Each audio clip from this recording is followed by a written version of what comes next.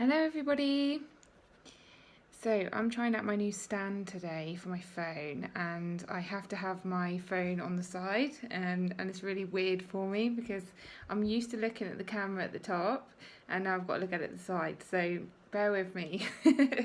Okay, so this is video 2 for YouTube. Woohoo!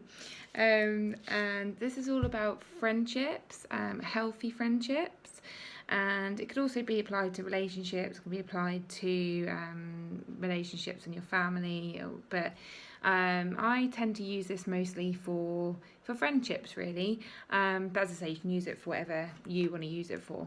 So I came across this exercise in a book by Kerry Armstrong, which is called The Circles. And this is just a way of helping you to kind of evaluate your relationships and to see who is helping you to become the best version of you, really, to support you and to make you feel just more comfortable being yourself. And also it helps you to see who's kind of not helping you or not really supporting you as much. And it's just a really good self-discovery tool, so I thought I'd share it with you today. So I'll just quickly show you the grid. Now this is a mini version, so I just quickly drew it, is that a word? Drawed it. I'm from Norfolk and a lot of people say drew it, which probably isn't even a word, but yeah, so I quickly drawed it out for you. And it's a little mini version, but you can draw like a big version of it, and obviously so you can write in the lines. So basically what this is a grid to show kind of where your friendships sit really, and you've got like levels. So the one in the middle is level 1. You can call it levels, or you can just call it, I don't know, just spaces, or just circles, whatever you want to call it, but it's just the area in which your friendships kind of feel that they sit. So you've got the one in the middle, which is number 1, then 2, then 3, then 4, and it goes right up to 7. And what they are, so basically you've got the one in the middle, number 1, is where you would put people that you trust with your heart and soul. I'm just going to get my notes because I will forget. So it's where you would put people that you trust with your heart and soul, and who know you the most and who make you feel free to be yourself, and people who you trust 100% with everything, and that they have faith. You have faith in them 100%, that they're going to be there for you and support you.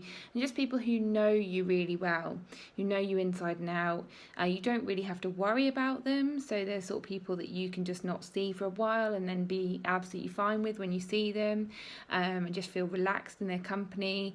You don't have to worry about any judgments, anything that they're going to feel awkward about, letting them down. If you let them down, you know that they're going to be okay. Just those sort of people. So really special people in that circle there, and ones that you feel really close to. Number 2 is so people who share your values, who make you feel happy and strong, and they represent balance, stability and ease. So they may not be like the closest people to you, but you do feel okay around them. You feel safe around them and stable, and balanced, and yeah, just generally good. And then so number 3 is where you would put acquaintances, friends, family who help you grow, mentors, people that you respect, people that you may not see often again, but when you do, it's wonderful to spend time with them. Same sort of thing really, but they're sort of people who you feel are more kind of teachers, or like they teach you things or help you grow. So not really in the same sort of box as number 1, because you don't feel like super close to them, but they're just really helpful to you. And so number 4 is moving lines. So people that you may have just met, so you don't know very well. People who are neutral, people who you can move like between the lines. So your relationship might change with them over time, so you can move them to different lines. and also this line is for people that you can this line helps you to bide your time. So if you're not sure how you feel about someone, you can put them in there for the moment.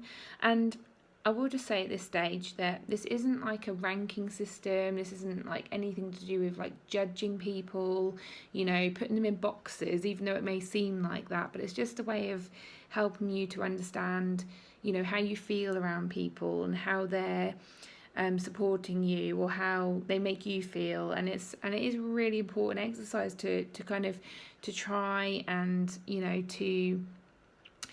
to kind of evaluate, really, like I said, evaluate how people are making you feel. And it's really important to do that for yourself, because you're giving a lot of yourself to people, and and you have to to be able to feel healthy and to feel good in yourself, you have to make sure you're surrounding yourself with the right people, and not giving too much of your energy away, and not getting much back. So so this line, number 4, helps you to think about how you feel, basically. Helps you bide your time. So the next one, number 5, is people who are holding you back. So people who are not really connected with the real you. They may also be moving closer to the centre. So they may be people who have been in the higher ones, which are 6 and 7, which are the furthest away from you, the ones that you're not so connected with. Or you may have had difficulties with them in the past, but they're moving closer to the centre. And you still don't feel that connected to, but you feel a bit better with them. These people can move as well, so you might want to pencil these people in if you've been using pen, or create a new board now and again. And this applies to all areas, actually. These people won't, all of the other lines, they won't stay where they are. They can move, and it's great if they move from like the higher ones to obviously closer to the centre. So you might want to pencil them all in, or as I say, draw a new one now and again.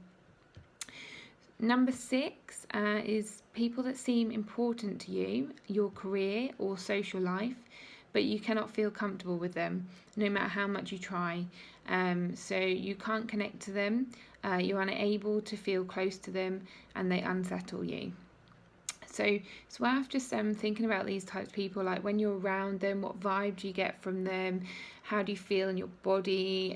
What sort of thoughts come up for you? Is it uncomfortable to be around them? And it's worth just like starting to kind of really feel into those feelings, and start questioning, what this relationship is helping you with, or what it's doing for you, or not doing for you. And then finally, number 7 is people who've hurt you, angered you, or let you down. And what I will say about this one is, even though it's the furthest one away, and even though it's the most hurtful one, and the one that you'll feel most disconnected to, it's the main one that can help you heal, can help you to grow as a person, can help you to understand about yourself more, and learn about your thoughts, your feelings. It can help you start just knowing yourself more and understanding yourself, as I say.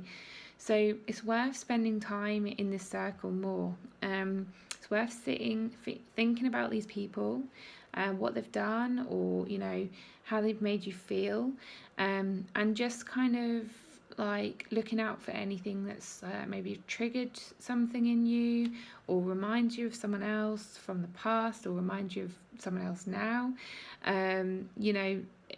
Pay attention to anything that may have been reoccurring, like if someone's done something. Oh, apologies for that. Car outside.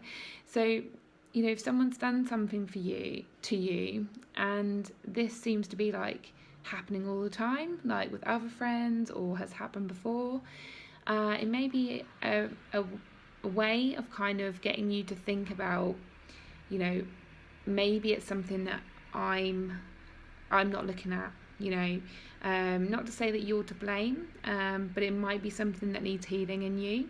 It might be something that you need to forgive yourself for, or forgive the other person for. It's an invitation to look at this, basically. and there'll be reasons why this situation has come up. I'm a firm believer that, you know, things happen for a reason, and, you know, they're all cliche, and that people are brought into our lives for a reason, and they're here to teach us things. So it's really worth looking at that circle or that line, and, you know, using it to your benefit, especially if you're someone who wants to grow, wants to learn, wants to have better relationships. Okay, so this exercise can kind of really get you to ask questions to yourself. It can help you to look at your relationships and see, you know, what you want from the relationships. Do you want more distance? Do you want to resolve the problem? Do you want to talk to this person? Do you want to let them go? Do you, you know, have a think about that and ask yourself these questions. And it also helps to kind of see it written on paper, you know, to kind of see where everyone sits, you know, really appreciate and send gratitude to the people who are in the lower circles. So, you know, especially number one, you know, to really value those people and show how much that they mean to you, and feel into those emotions that they bring up for you, because that's just as important to, you know, as paying attention to the last circle. And it also helps you to find your values and your needs. Now, values and needs are very important, if not the most important thing that you can do, you know, to find, because once you know your values and needs, then you'll be able to make better decisions for yourself in life. You'll be able to create better relationships for yourself, you know, better pathways for yourself. Really, you'll just know to follow those values, follow those needs, follow what's important to you, and, you know, to just pay attention to what makes you feel good, and what makes you feel valued, and what makes you feel understood as a person. There's just so much in finding your values and your needs, and this can really help with that. It also helps you to relate to yourself better, and to understand yourself better, and, you know, how you are around other people as well. So I really hope that helps. What I would say is that I would say to reserve judgment. So reserve judgment on these people. You know, I know you're putting them into, like I say, you're putting them into boxes, I guess, or, you know, lines or circles, but to just reserve judgment on that, it's just an exercise. It's just to help you to kind of understand yourself better and understand them, and reserve judgment on yourself as well. That's most important. So don't feel bad about doing this. You know, you don't have to share it. You don't have to tell them that you're doing this. You know, if you feel okay with doing the exercise, you don't even have to do the exercise. But, you know, if you're really struggling with relationships and you're really wanting to kind of figure this all out and work out who you want to have around you, and to make your life feel a little bit easier, this exercise can really help. So, yeah, as I say, I really hope that helped. If you've got any other questions, feel free to email me, PM me, and or DM. I never know what to say. PM, DM, whatever one you want to use. And if you need any help with relationship guidance, any mentoring on, you know, how to cope better with your feelings, your emotions, your thoughts, your relationships in general, as I say, just email me, and we can set up a discovery call if you like, 30-minute free discovery call. And also, if you like this video, please subscribe and like and share. Okay, so thank you so much for watching, and I'll speak to you all soon. Bye bye.